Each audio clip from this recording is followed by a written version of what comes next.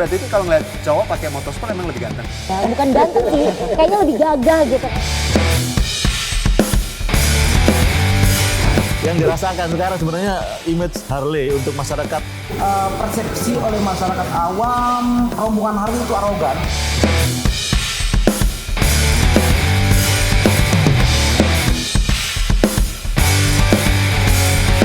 Kenapa lebih suka sport daripada metik? Engine sama kita kayak nyatu.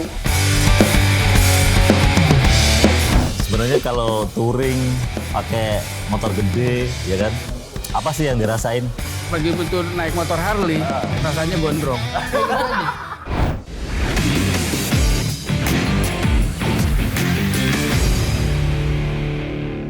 Kenapa kalau misalnya orang yang pengen punya motor gede atau moge itu atau pejabat itu jadi kayak pengennya Harley yang jadi simbol kemewahannya gitu? Kenapa sih gitu? Kenapa nggak yang lain gitu? Apa yang membuat Harley itu punya daya tarik tersendiri buat Indonesia gitu? Kalau di stigma orang Indonesia ya, Iya, kalau kita kenapa? ngomong orang Indonesia ya, kayaknya itu udah kayak status sosial gitu loh. Udah Kalau jadi status sosial gitu status ya? sosial gitu. Bahwa Jadi kalau lu tajir, lu kaya, ya lu punya seenggaknya ada Davidson. Harley. Seenggaknya ada Harus ya? Harus. Jadi emang bener ya? Jadi itu emang simbol kemewahan dari orang Indonesia kalau punya Iya. duit Bisa banyak dibilang lah, harus ya. punya Harley.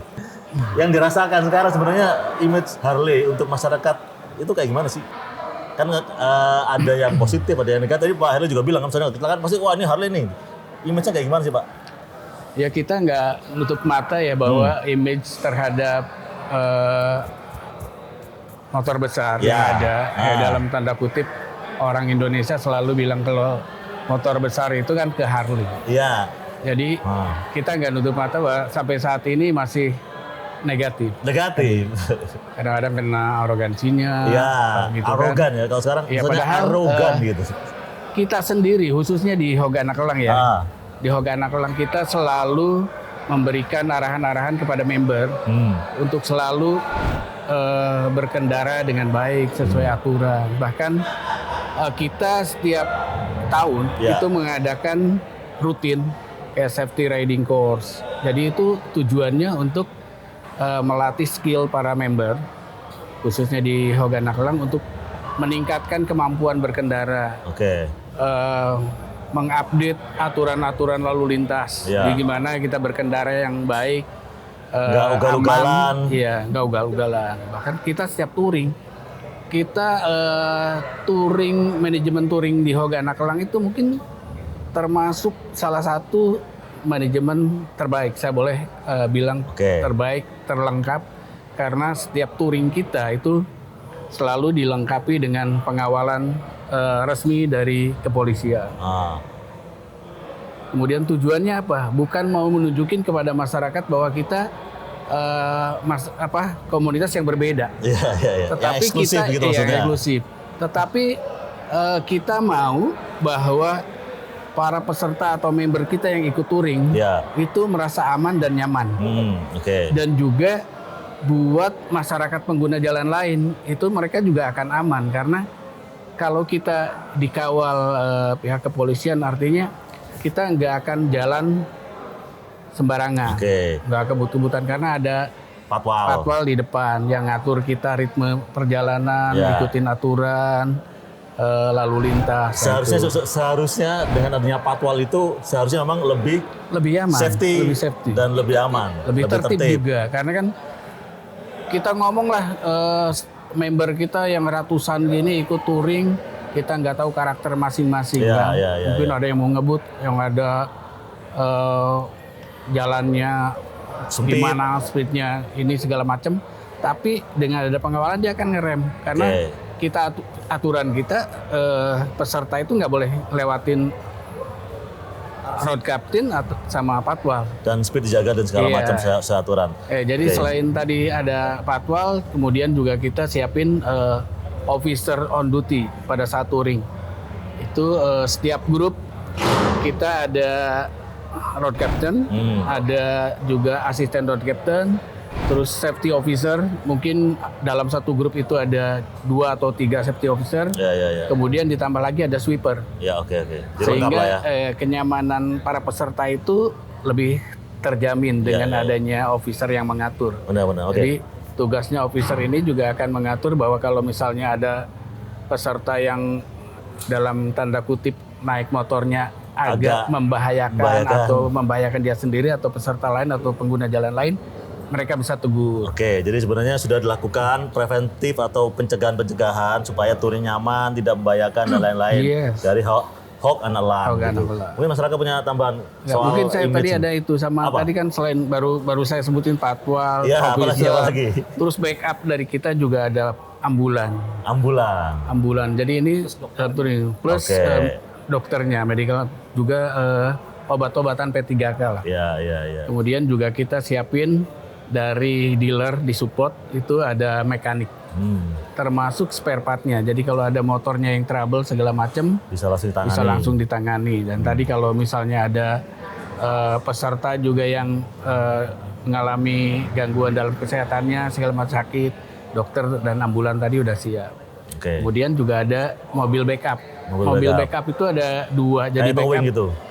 Towing untuk motor dan ada backup untuk orang. Untuk rider. Jadi kalau misalnya ada rider yang capek, sakit, amit-amit misalnya ada accident segala macam ya bisa ditangani langsung atau bisa naik mobil. Siap. Oke, masih ada lagi. Banyak sih fasilitasnya kita. Ya maksudnya soal image tadi ya itu soal touring touring sekali dengan nama tapi sebenarnya soal image tadi sebenarnya. Nah itu kita image-nya balik ke image-nya tadi. Jadi kita selalu berusaha untuk masyarakat itu mengerti bahwa kita dengan melakukan jadi ngelihatnya jangan cuma anak motor khususnya di Anak Elang kita udah berusaha untuk memperbaiki image itu. Sampai saat ini saya melihat bahwa turun karena kita dari dulu yang terlalu negatif mungkin sekarang kalau dulu minusnya 5 mungkin sekarang tinggal 3 atau 2 gitu.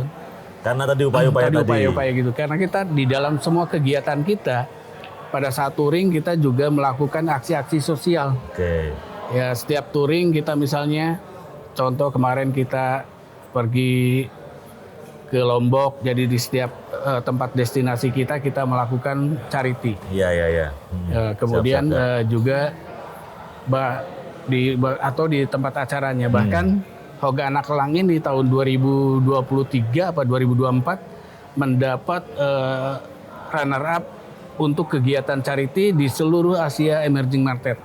Itu yang diadakan di Thailand kemarin pada saat Asia Harley Day.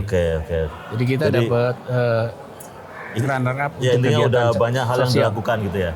Mungkin masyarakat ada tambahan soal image persepsi negatif dari orang gitu. Sebenarnya kayak gimana gini? Atau mungkin dari Anak Elang sendiri ada langkah apa untuk mengubahnya gitu? Ada nggak? Kalau kita sih sebenarnya ya untuk melakukan hal seperti itu kayak kalau misalnya kita ada kayak contoh lah bulan Ramadan kemarin bulan puasa ya. Kita nih bareng sama member-member Hawk Anak Elang juga kita ngadain Jumat Berkah seperti kayak gitu. Terus juga ada bukber. Jadi Jumat Berkah ini orang-orang yang biasa lewat depan kantor kita ya kita berikan mereka ada sedikit makanan gitu. ada kegiatan sosialnya juga.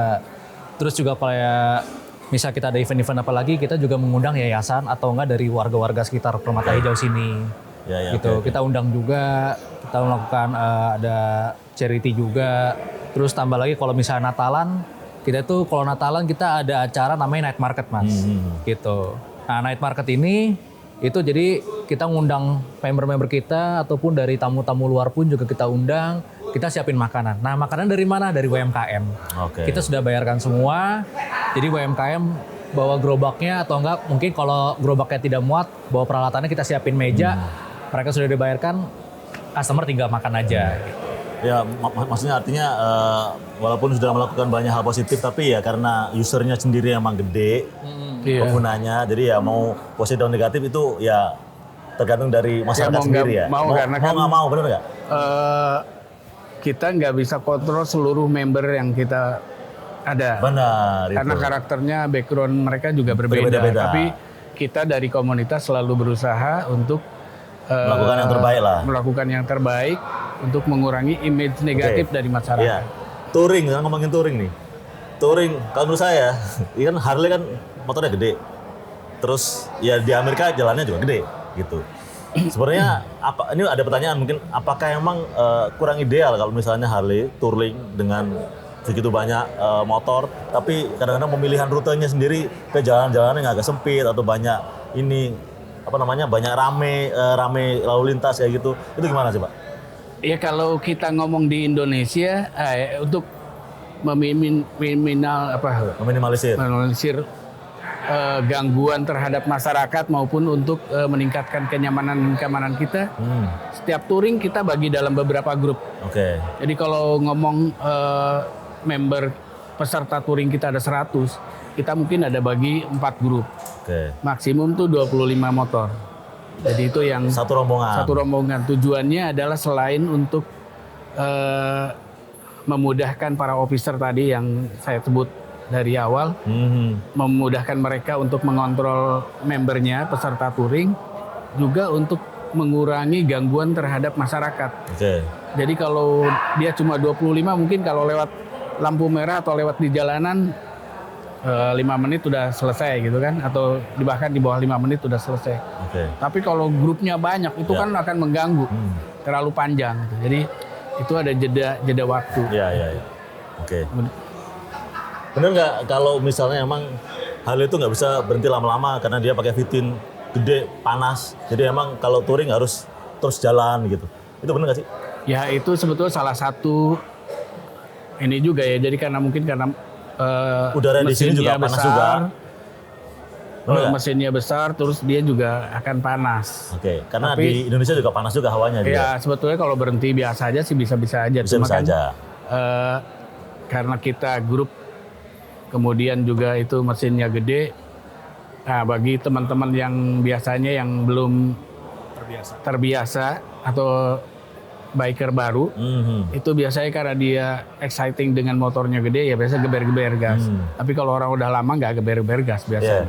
Ini karena itu akan lebih membuat panasnya jadi makin naik ya. Pak, gimana kalau dari Pak Benny gimana? Sebenarnya begini, banyak dari sisi masyarakat, termasuk saya dulu sebelumnya, yang nggak tahu mereka naik motor dipikirnya hanya untuk gaya-gayaan di jalan. Setelah saya masuk jadi anggotanya, ternyata mereka menuju satu kota, di sana selalu cari timah. Umpamanya Jakarta, Bandung, Purwakarta, Bali, Bandung, Purwakarta, Bali, mereka selalu cari itu dan nggak sedikit nilainya, nggak perlu saya sebutkan. Itu yang pertama ya, kebaikan-kebaikan anak motor yang tidak terekspos. Yang kedua, mungkin cenderung persepsi oleh masyarakat awam rombongan Harley itu arogan. Benar. Karena apa? Kenapa? Karena safety officer sebisa mungkin menjaga motor-motor kecil itu untuk tidak masuk rombongan. Sementara mereka ikut pengen nyoba nih rombongan Harley kan gitu kan. Mumpung ada rombongan mereka. Padahal kalau kesenggol dikit saja, guling-guling. Harley-nya nyantai, nggak bakalan bergerak. Karena bobotnya berat. Karena bobotnya berat. Demi menghindari hal yang berbahaya itu. Makanya kita minta kepada motor kecil kalau mau masuk rombongan, tolong ke kiri. Kalau kesenggol dikit, guling-guling lah. Yang Harley. Nah itu yang banyak masyarakat awam yang belum paham resikonya, sehingga gua mau ngikut di belakang doang lusir gitu loh. Arogan banget, padahal niatnya kita untuk menyelamatkan dia dan anggota juga gitu. Bukan lu pergi sana, bukan rombongan kita, lu tidak layak ikut kita. Bukan begitu. Tujuannya demi menyelamatkan mereka. Benar. Juga. Nah, Om Heri, sebenarnya kalau touring pakai motor gede, ya kan? Apa sih yang dirasain? Apakah sebagai laki-laki itu merasa kayak, wah, gua merasa hormonnya kan naik high speed gitu juga ya. Ya maksudnya adrenalin gitu ya. High speed, adrenalin. Itu apa? Coba. Ceritain ke orang-orang apa sih yang saya dirasain? termasuk baru dibanding beliau. Cuma sudah nyobain beberapa jenis motor. Tapi sensasinya bawa Harley beda. Apa? Bedanya apa? Coba diceritakan. Handicapnya itu butuh skill. Butuh skill. Nikung Juten lah. Kalau anggaplah motor gede yang lain, masih rebah kita tendang pakai kaki berdiri lagi. Harley patah kaki kita. itu butuh. Handicap maksudnya penguasaan motor. Oke, satu. Nah, terus seperti itu, semakin orang menguasai handicap, semakin tertantang dia untuk lebih safety lagi. Gua kurangnya bukan lebih ugal-ugalan ya, lebih safety ya. Iya. Jadi kemarin gua kurangnya apa sih? Oke. Jadi sama dengan golf. Golf tadinya nggak bisa mukul, orang malas naik golf, main golf. Oke. Begitu bisa mukul, dia pengen lebih bagus. Begitu juga naik Harley, Mas. Iya, jadi pengen ada improvement terus. Enggak, maksudnya tadi yang saya rasain itu touring di jalanan kosong anggap aja ya. High speed itu apa coba yang dirasain itu apa gitu? Bingung nih. Kalau saya rasain apa ya, naik Harley itu sesuatu perasaan yang susah kita ceritakan. Oh, susah diceritakan. Karena nikmatnya seperti apa sih? Itu perasaan yang kita nikmati. Pertama dari suara. Nadanya Harley itu tidak dimiliki oleh motor lain. Oke, ritmenya jadi dia punya tone tersendiri ya. Apa namanya, punya seakan-akan musik di situ. Oke. Makanya jenis Harley ada yang seperti tapak kuda keledak, keradak. Ada juga yang seperti screaming kayak jeritan elang. Begitu juga wow gitu kan. Iya. Di situ mungkin kita menikmati gitu. Rasanya gimana rasanya? Nah itu. Ente pernah makan makanan enak? Kalau dia nggak bisa ungkapin apa rasanya. Kalau gua sederhanain itu kayak gini. Gua kan gak ada rambut nih. Terus begitu naik motor Harley, rasanya gondrong. Itu ini sederhananya kayak gitu. Jadi merasa apa? Merasa jadi puaskah atau ada ego-ego yang tercukupkan kah atau apa gitu rasanya itu? Ada rasa yang berbeda karena ya satu mungkin ya dari kita begitu berkendara itu ngerasa bahwa kita banyak teman. Iya, banyak teman. Banyak saudara karena jarang anak motor Harley itu riding sendiri. Ya, pasti rame-rame. Jadi nah di situ pergaulan kita berbeda. Saya banyak ada ikut juga beberapa komunitas misalnya di otomotif ya, khususnya di otomotif. Mobil gitu. Ya. Tapi kenapa saya lebih aktif di Harley? Karena Bapak direkturnya. Bukan juga. Bukan. Dulu juga sebelum direktur di Harley ya tetap aja aktif di Harley walaupun belum jadi pengurus kan. Karena ya di sini kita punya suasana yang mungkin sedikit berbeda, rasa nggak ada jarak. Sama jadi teman itu. Kalau nggak ada jarak. Contohnya begini. Apa? Saat kita touring ke Padang. Iya. Parkir di tugu jam gadang tuh. Tiba-tiba bapak-bapak gendong anaknya. Pak, boleh nggak foto anak saya? Boleh. Kita rasanya senang gitu loh. Mbak, doain ya Pak ya, semoga anak saya bisa beli Harley. Amin, gua bilang. Bukan bapaknya tapi ya, anaknya yang beli. Bapaknya yang doain buat anaknya. Anaknya masih kecil. Jadi itu. Ternyata di jalanan itu tergantung hati masing-masing. Asik. Benar. Begitu mereka gimana mikirnya? Benar. Begitu mereka punya hati yang positif, mereka menyambut kita dengan sangat positif. Masuk akal. Benar. Ya, masuk akal.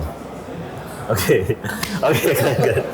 Tapi ini mantap ya. Contoh waktu kita ke Flores apa lagi nih? Waktu kita ke Flores tuh, mungkin karena di daerah Flores tuh jarang ada motor besar gitu ya.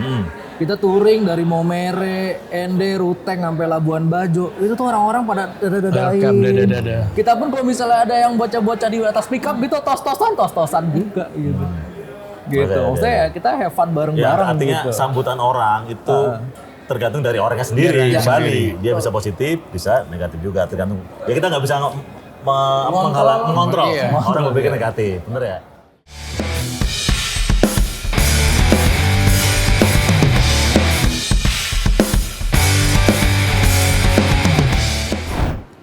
Kenapa lebih suka sport daripada matic? Apa yang menjadi pilihan?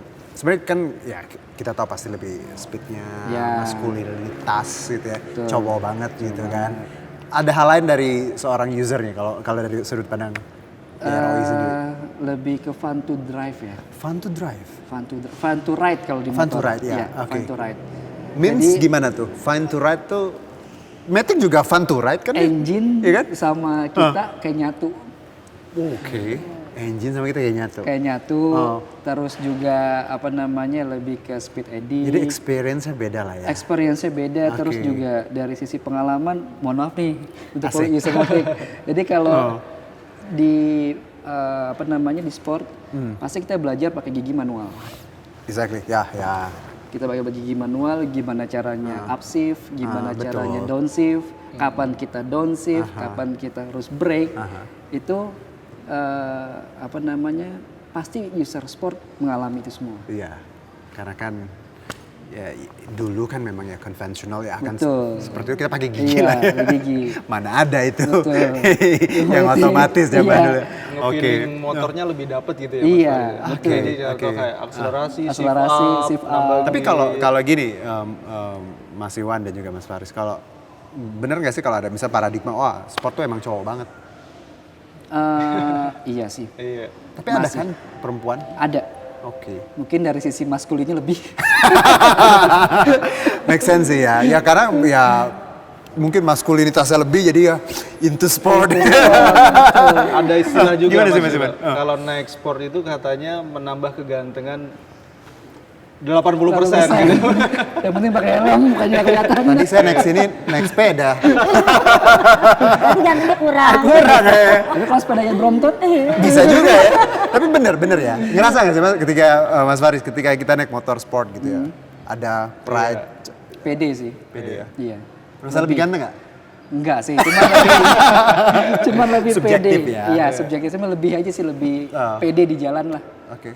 Lebih pede di Tapi jalan. Mbak Titi kalau ngeliat cowok pakai motorsport emang lebih ganteng? Iya, kalau secara ini sih iya ya, bukan ganteng sih. Kayaknya lebih gagah gitu kalau Iya, lihat benar, laki benar. bawa motor Sport gitu ya, gede gitu iya. ya. Wih, gila ganteng juga ya. Gila. Dompetnya juga tebal kayaknya. Gitu ya Mbak Titi? Iya, Mungkin ya. betul. Oke, nah kalau tadi dari Mas Faris, berarti kalau Mbak Titi sendiri, kenapa milih Matic? Kan tadi kalau sport kan memang apa ya, ada experience yang kita kayak sense of belongingnya itu berasa banget gitu. Naik motornya tuh menyatu. Kalau Matic emang nggak menyatu? Jadi gini Mas, kalau aku sendiri ya pribadi karena kebutuhan aku itu untuk touring. Iya. Jadi aku mungkin lebih mencari sesuatu hal yang lebih mudah gitu loh. Lebih ringan. Kalau pakai motor sport itu kan resikonya agak lebih banyak ya. Baik. Apalagi aku perempuan gitu loh. Tapi kalau kita menggunakan Matic, menurut aku lebih ringan, lebih enak gitu loh. Lebih santai lah kalau bawa buat touring jauh-jauh gitu. Lebih nggak capek? Lebih nggak capek. Oke, karena ya mungkin karena kalau sport kan kita duduknya beda juga Ergonominya posturnya. pasti lebih nyaman. Iya. Karena postur tubuh aku juga kan nggak begitu panjang, ya kan. Akhirnya aku memutuskan untuk pakai Matic. Matic Gitu, ya. iya. Dan tadi ngerasa bahwa perempuan naik Matic ada beda nggak sih? Ada, Kalau jelas. apa berarti? Lebih Kalau- cantik ya? Bukan, sebenarnya bukan lebih cantik ya, tapi mungkin bisa dibilang lebih feminim sedikit Oke. gitu loh. Make sense ya? Iya. Jadi biar kelihatan gagah tapi tetap kelihatan cantik gitu loh. Kalau pakai Oke. Matic. Kalau ada cowok naik Matic gimana di mata Mbak Titi? Oh, sama aja sih gagah juga. Gagah juga ya, Iya, tergantung. gagah Aduh, juga. Maticnya mahal nih, dompetnya juga Enggak, mahal. karena- Tergantung ya. Tergantung. Oke. Nah, sekarang ke Mas Iwan. Mas Iwan, kalau kita ngeliat nih ya, ada Matic, ada sport. Trennya tuh sekarang gimana sih? Apa memang user kita mostly emang Matic tuh banyak perempuan gitu atau peminatnya apa sih yang akhirnya membedakan mereka ini? Iya. Untuk sebenarnya memang secara market ya, untuk market keseluruhan gitu kan. Memang kalau untuk Matic itu sekarang lebih banyak. Demand market itu lebih banyak. Karena Ya, karena untuk kondisi sekarang ini yang mungkin untuk daily use kan.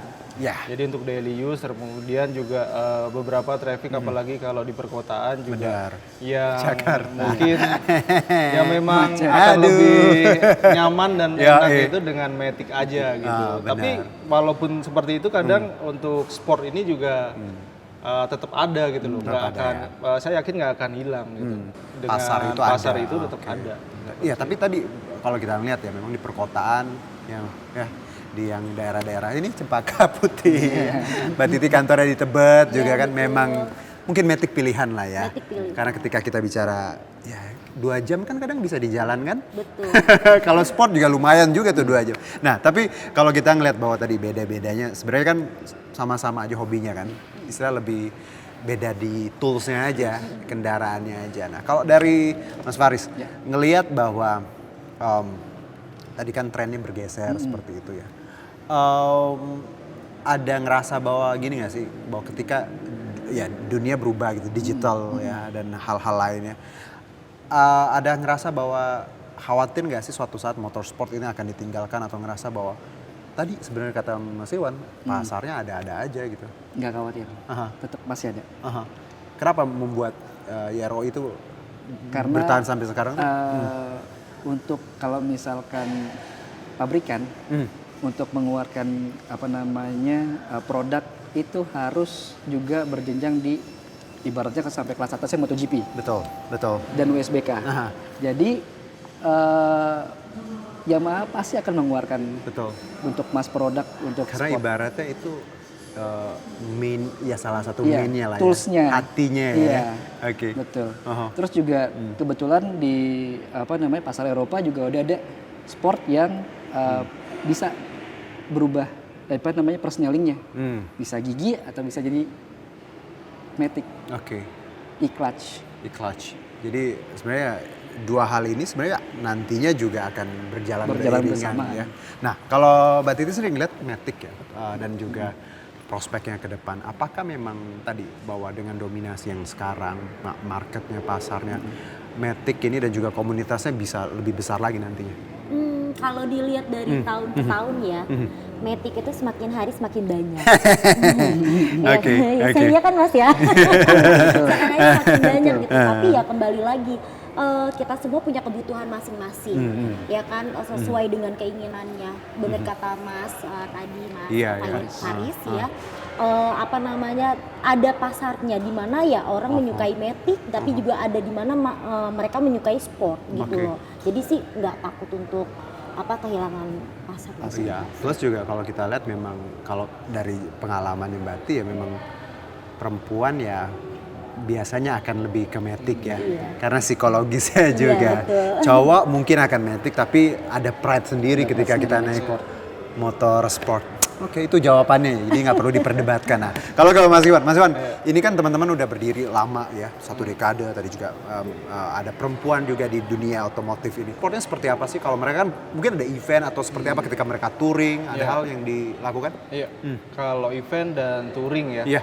Untuk event pasti juga dari Yamaha biasanya bisa support, ya, bisa support. Hanya saja mungkin memang bentuk supportnya ini bermacam-macam atau bervariatif. Jadi tidak bisa dibilang supportnya hanya berbentuk cash money ataupun berbentuk barang dan akan selalu berbeda-beda juga karena Yamaha juga melihat komunitas ini kan keseluruhan ya. Contoh seperti di seluruh Indonesia kayak gitu. Yang pastinya juga untuk dipertimbangkan dari segi timing di mana dia informasi ke kita, contoh kayak gitu. Terus kemudian kita juga melihat mereka ini apa aja sih yang mereka paling butuhkan, seperti itu. Jadi bisa aja kalau misalkan seperti touring ya pasti ada seperti free check. Untuk motor. Terus kemudian misalkan emergency untuk ya jemput misalnya ada trouble di jalan itu juga bisa. Jadi kan karena jaringan Yamaha juga bengkel itu kan ada banyak. Ya, nggak usah ditanya itu ya. Yamaha gitu loh. Semakin di depan. Habis ini kita dapat motor satu. Mbak mau matic atau sport? Sport aja kan udah punya matic ya. Mas matic aja ya. Tapi T-Max ya? Boleh. Itu juga mau kalau gitu. Berarti suruh pilih salah satu. Sekarang mungkin bertanya gini. Tadi kan kita udah nanya Yamaha support teman-teman nih, Mbak Titi dan juga Mas Faris. Mas Faris, kenapa milih R25? Kenapa nggak sport lainnya? Pada zamannya, pada 2014. R25 ini diciptakan untuk menghajar dominasi Ninja 250. Jadi di mana powernya lebih besar, handlingnya lebih enak, shock depannya lebih besar, jadi handling, performa, ya semua menang di R25. Waktu di zaman itu pada saat melawan Ninja 250 Fi. Seperti itu. Jadi memang kalau kita bandingkan waktu itu dengan rivalnya, itu memang kita jauh lebih unggul. Jauh lebih unggul. Price? Waktu dulu sih di bawah Ninja. Betul.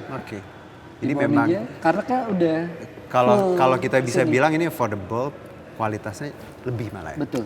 Oke, itu kenapa milih R25. Nah, kalau ke Mas Iwan lihat nih kan ada teman-teman kan tadi bicara Matic segala macam. Dinamika ini nantinya biar mungkin ya Maticnya akan berkembang seperti apa. R25-nya juga desainnya akan tetap nantinya atau mungkin ada kelebihan apa yang bisa mengimbangi dua-duanya ini. Untuk kondisi yang seperti ini memang yang dimana kayak Matic itu udah cukup banyak ya, atau mungkin lebih banyak, lebih mendominasi lah dibanding yang sport seperti itu. Nah, tapi memang fenomenanya itu ternyata juga dengan mereka itu banyak yang pengguna Matic di jalan, itu ternyata juga di hariannya dia memang pakainya Matic itu.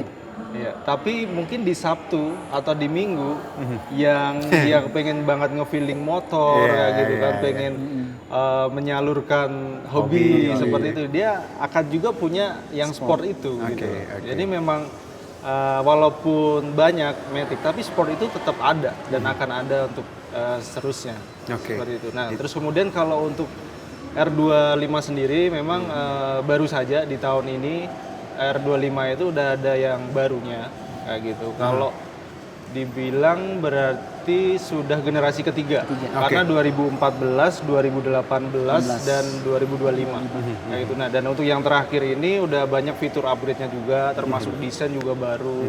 Ya contoh kalau fitur itu udah sekarang ada assist dan slipper clutch-nya juga. Jadi lebih nge-feeling motornya pada saat riding itu seperti apa ya, MotoGP lah, seperti buat balap lah gitu. Jadi ya kan mungkin Mas Faris juga udah ngerasain juga pasti ya untuk yang model barunya gitu. Nah, terus juga sudah Euro 5 juga.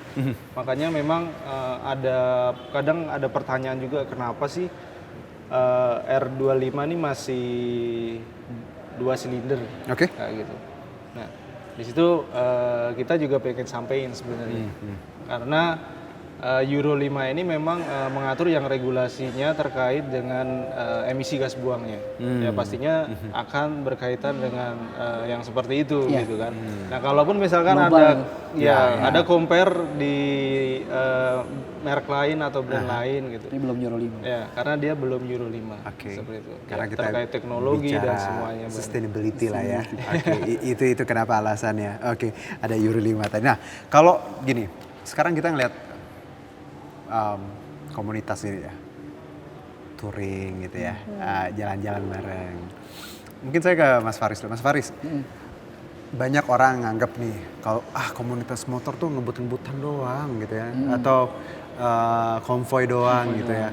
Ada nggak sih mungkin klarifikasi seperti apa ketika banyak orang memandang itu, misalnya bikers tuh kadang mannernya gitu. Ada concern soal itu? Ada. Gimana? Ada concern. Jadi kalau kita touring sebenarnya yang tadi juga Mas Iwan jelasin, jadi kita kalau kerjasama mau touring kita harus pre-check kendaraan dulu. Kita pre-check kendaraan apakah kendaraan ini layak apa enggak, nanti Yamaha biar yang ngecek di sini. Terus juga kita juga menyusun itinerary. Ada itinerary. Ada. Terus nggak langsung. Jalan. Kalau untuk resmi ya, resmi kita. Terus juga kita pasti ke Polda, minta izin. Terus kalau untuk long term touringnya, itu nanti per 2 jam kita harus berhenti. Per 2 jam harus berhenti, terus juga kita juga nggak boleh nggak safety ride, safety gearnya nggak ada lah gitu, itu nggak boleh. Nggak boleh. Minimal helm, sarung tangan, sepatu. Jadi sebenarnya kalau makanya istilah komunitas kayak motor yang resmi kayak gini, mereka justru patuh banget ya dengan aturan, dengan rule tadi. Mungkin ya oknum lah ya orang-orang yang tadi nakal-nakal akhirnya image-nya gitu. Padahal ada baksos juga kan? Ada. Jadi setiap touring ya baksos juga. Oh gitu. Ada. Touring baksos. Ada. Di warga setempat gitu. Iya. Keren ya. Kayak misal kemarin kita ke Ranca Buaya, juga kita ke pesantren. Masya Allah. Terus juga kita ke Panti Asuhan. Gitu. Terus kalau namanya bulan Ramadan juga kita kadang bagi-bagi takjil juga sama. Kadang juga di sini juga pernah kita bagi-bagi takjil di sekitar Cempaka Putih. Terus juga melakukan sumbang. Berarti gini Mas ya. Kalau kita lihat komunitas, kenapa penting ikut komunitas? Bukan soal kumpul-kumpul doang ya. Bukan. Tapi di situ kita juga belajar etika berkendara, saling menghormati, ada kegiatan positifnya juga banyak. Jadi bukan huru hara doang, lucu-lucuan ngobrol ya Mbak Tia. Ternyata ada kegiatan. Nah kalau dari Mbak Tia sendiri perempuan, kan perempuan dan komunitas ya, perempuan dan sepeda motor lagi. Mungkin banyak orang ngeliatnya, aduh perempuan kok hobinya begitu sih. Karena nggak semua kan bisa menerima kadang. Kalau saya pribadi mau do what you like gitu ya. Mau perempuan mau laki ya kalau hobi. Kalau Mbak Ti sendiri pernah nggak sih Titi ngapain sih kamu gitu ya? Di rumah kayak ngapain itu? Kok ini hobi ngebut-ngebutan, touring gitu? Pernah sih. Pernah sih ada yang nanya kayak gitu, kenapa sih kok malah perempuan malah kelayaban gitu kan. Tapi kan kembali lagi karena memang hobi aku tuh sebenarnya traveling. Iya, traveling. Tapi karena ini jalurnya pakai motor, jadi namanya touring. Jadi untuk meminimalisir budget ya. Kalau naik pesawat mungkin traveling namanya. Iya betul. Karena naik motor namanya touring. Touring gitu. Ini kan salah satu hobi kan. Jadi ya buat aku sih nggak masalah ya. Tapi berat nggak sih perempuan touring? Karena kan gini, kalau laki kan simpel lah ya, baju 2-3 lapis, bawa sedikit. Kalau perempuan kan ada skincare, ada apa lagi tuh ya, perintilannya, emang gitu? Enggak sih. Enggak juga? Enggak. Kalau aku tuh yang penting kalau touring itu mandi. Itu kalau aku. Kenapa itu paling penting? Karena gini ya, kita itu lebih safety pada diri kita sendiri. Kalau kita touring, kita cukup tidur, cukup mandi dan sebagainya, aku tuh nyaman aja. Mau ketemu dengan siapa, mau kemana aja udah nggak ada masalah gitu. Tapi lagi yang ditekanin tadi safety ya. Jadi teman-teman juga yang nonton juga jangan, makanya kalau nggak harus touring lah ya, berkendara semuanya. Ya daily, siang, malam ya, apalagi habis acara atau apa begadang, please ya. Make sure semuanya sehat, tidurnya cukup, kendaraannya juga baik. Nah ke Mas Iwan, kita bicara safety driving ya, atau kampanye safety riding. Riding. Alright. Ini kita kalau ngeliat kan ini komunitas plus juga publik, concern nggak sih ada event tertentu yang memang kita campaign bahwa berkendara tuh harus safety loh, nggak boleh egois. Karena kan kalau kita di jalanan tuh it's not only about us, ada orang kiri kanan gitu. Gimana Mas Iwan? Untuk program sendiri sebenarnya ada Mas Yunus. Jadi seperti dari kami itu kan Yamaha Riding Academy. Pastinya juga salah satunya program yang kami bawakan itu adalah safety riding. Untuk programnya sendiri, untuk safety ridingnya itu juga ada banyak. Sebenarnya ada on road, ada off road, terus kemudian ada big bike, terus kemudian ada kids juga kayak gitu kan. Tapi mungkin saya sedikit menambahkan kalau terkait kids itu bukan jadi istilahnya kita kayak ngajarin anak kecil naik motor, bukan. Tapi lebih ke edukasi. Oh nanti papa kamu kalau lagi manasin motor nih, kamu jangan puter gas ya, kamu jangan deket knalpot. Penting. Terus ingetin papamu naik helm, contoh kayak gitu. Jadi takutnya nanti nih, yang mau ngajarin, jadi saya tambahin sedikit. Gitu. Bukan ngajarin anak kecil naik motor, bukan. Tapi lebih tadi kenal gimana sebenarnya kalau lagi dipanasin atau apa. Plus juga bagaimana sebenarnya penting sih. Karena saya juga sering kejadian itu. Sering kejadian itu. Plus juga kasih pengertian ke anak-anak kalau belum cukup umur belum boleh. Ya itu penting banget ya. Terus programnya itu memang kami sudah selalu open gitu, Mas Yuno. Jadi contoh mungkin seperti di komunitas, terus kemudian di publik, konsumen, terus ataupun sekolah, itu bisa untuk berkolaborasi dengan kami dari Yamaha Riding Academy. Gitu. Karena ini penting loh, karena kalau saya lihat, apalagi generasi muda ya, mereka nganggap ketika bisa nyetir, bisa pokoknya bisa naik motor gitu, aman gitu ya. Padahal tidak semudah itu. Kita harus punya SIM ya, harus cukup umur dan orang tuanya juga harus waras dong. Jangan dikasih atuh anak-anak bocah mau naik motor ya. Nah, nggak boleh. Benar. Oke, ke Mbak Titi dulu deh. Berarti Anda ngelihat gini, Mbak Titi kan perempuan, plus juga ikut komunitas, concernnya di dunia otomotif. Menurut Mbak Titi, campaign safety riding ini perlu nggak sih? Karena kan kalau kita lihat kesadaran masyarakat somehow nih ya, kadang masih sangat kurang gitu. Iya. Gimana? Kalau menurut aku sendiri sih secara pribadi ya, apalagi aku wanita, itu untuk keselamatan itu sebenarnya nomor satu. Betul. Dan apalagi salah satunya juga kan ada ya dari produk dari Yamaha yaitu YRA ya kan. Jadi kalau misalkan ada apa-apa, edukasi itu penting banget. Kan kebanyakan nih perempuan ya ada peribahasa belok ke kanan dia malah ke kiri gitu. Tapi itu nggak paling semua kuat itu perempuan. di jalanan. Itu nggak semua perempuan kayak gitu. Nah, karena sebelum kita mencoba untuk naik motor, alangkah baiknya kita tuh harus tahu berkendara yang baik itu seperti apa. Itu sih untuk menghindari sesuatu hal yang gak diinginkan. Ini tuh kedengarannya klise ya, kita sering denger gitu. Tapi penting banget. Perlu dibawelin. Karena kalau enggak ya tadi banyak orang yang nanti akhirnya celaka sendiri, ngerugiin. Oke kalau diri sendiri, coba ngerugiin orang lain. Oke, nah saya ke Mas Faris. Ketika kita bicara safety riding ini, Mas Faris, gimana Anda ngeliat bahwa peran komunitas juga ini kan penting karena gue yakin kita nggak mau dong adik-adik kita, anak-anak kita salah persepsi ketika punya motor, udah langsung ngebut apalah. Kalau komunitas gimana ngeliatnya? Kalau dari sisi komunitas, yang pertama untuk masuk ke komunitas sendiri itu harus 17 tahun. Memang harus mempunyai SIM. Terus juga kalau misalkan masih ada pertanggungan orang tua, itu harus menyatakan surat keterangan. Kalau masih pertanggungjawaban orang tua gitu. Karena 17 tahun kan masih pertanggungjawaban orang tua, itu harus kena tangan. Seperti itu. Jadi terus juga kita juga mengkampen dari segi misalkan kalau misalkan mau touring atau mau riding San Mori itu misalkan ya harus lengkap. Safety gear-nya. Safety gear lengkap, terus juga instrumen yang ada di motor juga kayak misalkan sen, lampu itu juga harus dipakai. Nggak boleh enggak gitu kayak misalkan plat nomor. Itu penting sih. Itu berarti di komunitas selalu kita bawelin. Selalu. Bahkan kita pernah touring itu sampai pakai asuransi. Karena penting banget namanya keselamatan. Itu makanya kita kemarin kebanyakan kita pakai kita asuransi aja di one shot. Iya. Ya perlu ya kalau kita harus. Nah, kenapa? Mantap. Kenapa Mas Iwan? Nggak sampai mikirin yang seperti itu tuh luar biasa sekali. Iya, gitu. tapi kadang yang kayak gitu harus kita mulai biasakan ya. Karena tadi ini kan bicara berkendara ya. Apalagi di lapangan kita nggak pernah tahu kan. Tiap jalan kota-kota lain belok-belokannya. Kan nggak tiap hari kita lewat.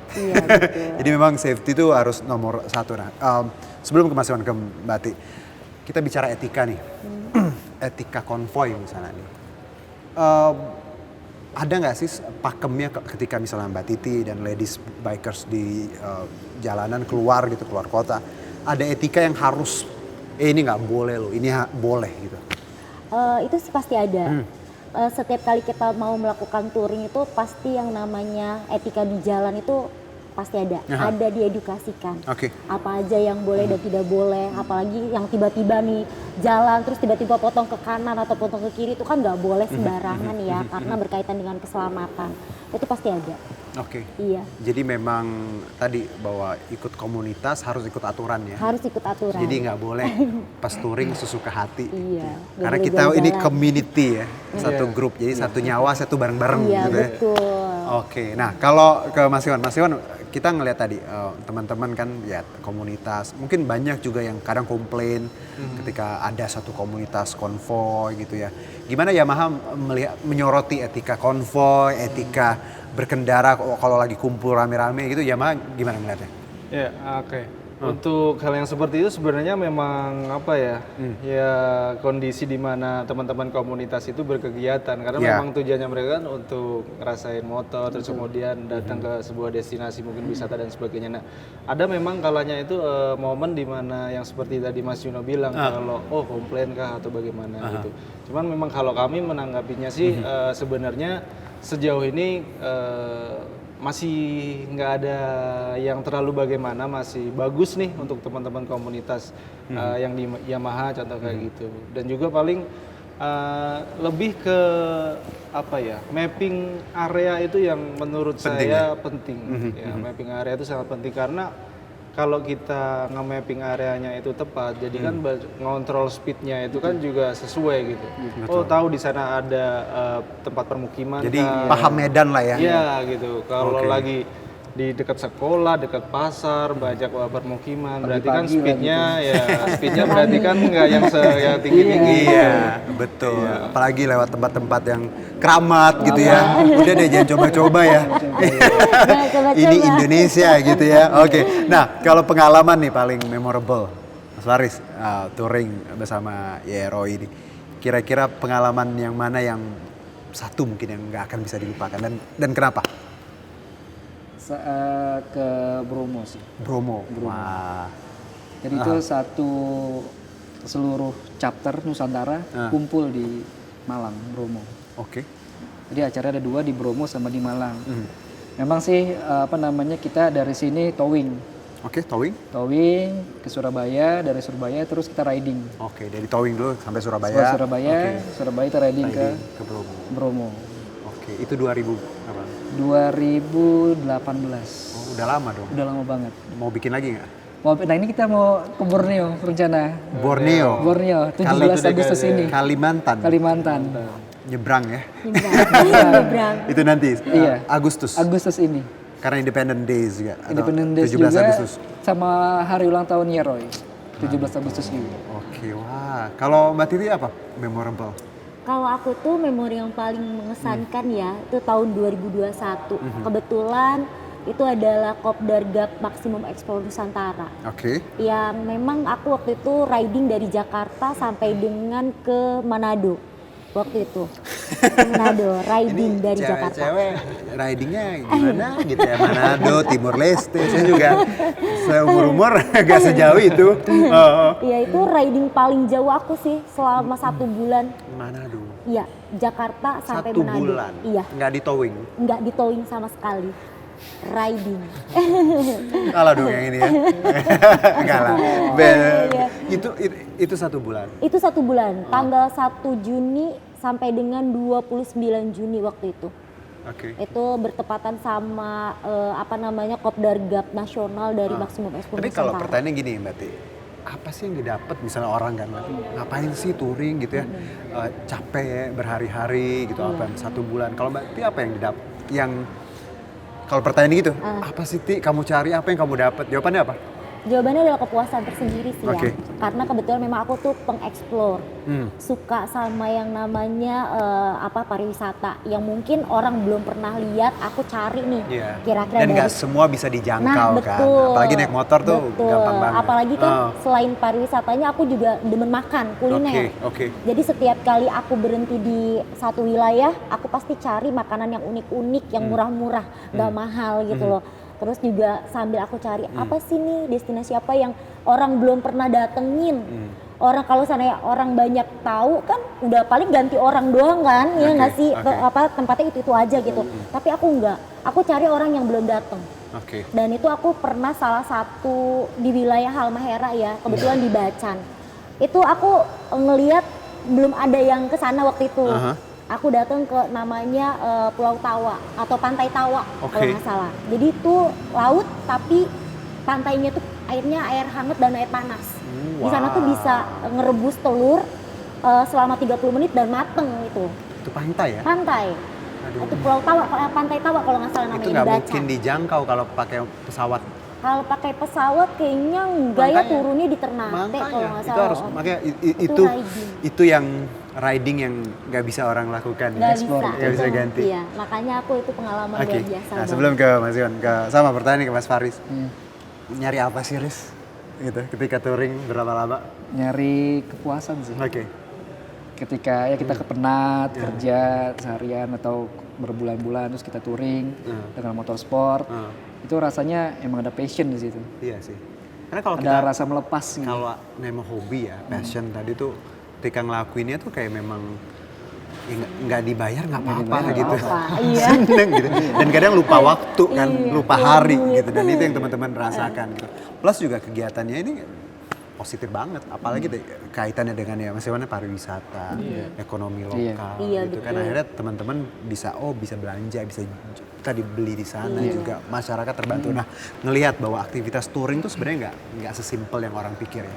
Ada pergerakan di situ ekonomi, ada juga istilah kearifan lokal yang kita berdayakan, kita hormati. Pernah nggak sih mengadakan program bareng teman-teman yang akhirnya tadi mengeksplor wisata-wisata atau tempat-tempat tertentu, Mas?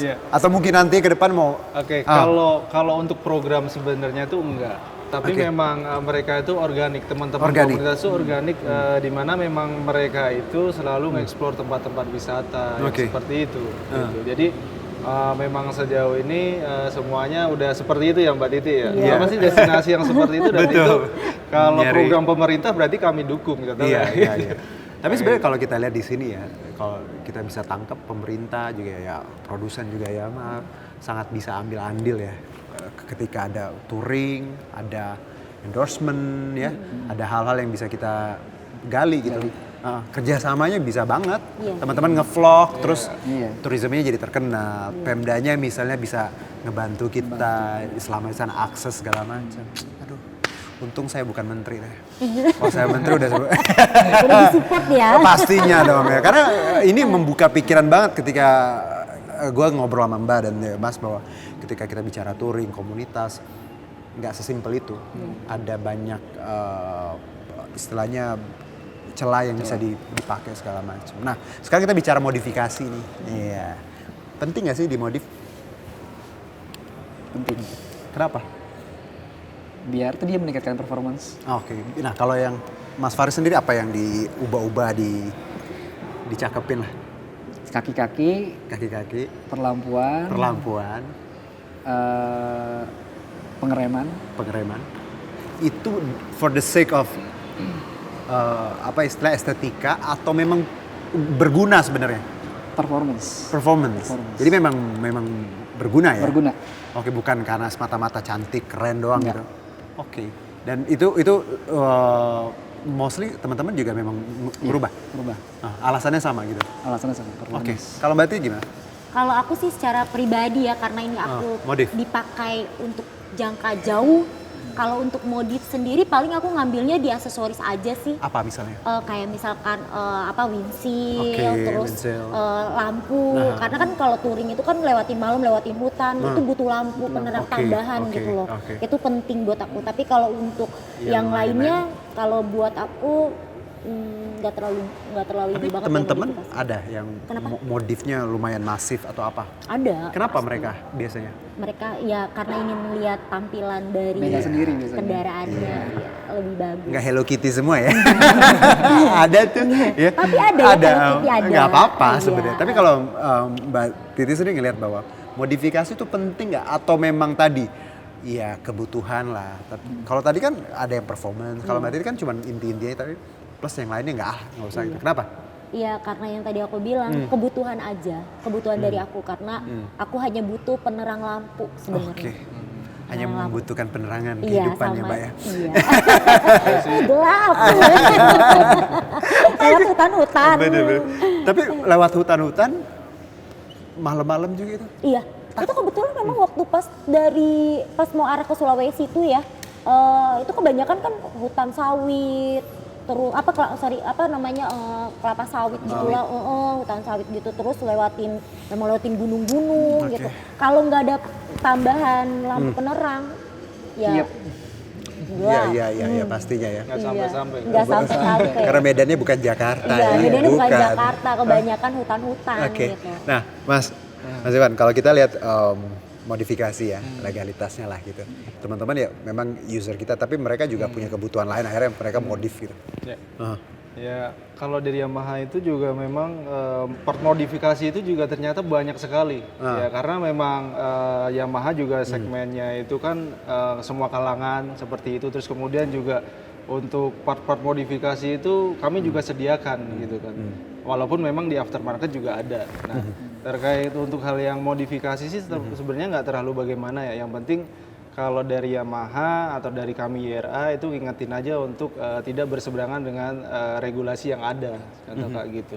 Karena kalau di regulasi itu kan yang penting kan nggak mengerubah fungsi seperti itu. Terus kemudian juga kapasitas mesin yang seperti itu, terus mengubah dimensi, mengubah warna, terus juga knalpot. Ya kalaupun knalpot juga gak masalah sebenarnya kalaupun ada modifikasi gitu kan, tapi kan sekarang ada untuk parameter desibel gitu ya selama masih memang aman ya ini tidak masalah. Oke, nah Mas Faris, kalau tadi kan Yamaha boleh, cuman kan tadi ada regulasinya, nggak semuanya legal ya. Ini teman-teman komunitas gimana ngeliatnya? Kalau dari kita sih sejauh ini di teman-teman di komunitas Yaroi itu nggak ada yang sampai berubah ekstrim sih. Oke.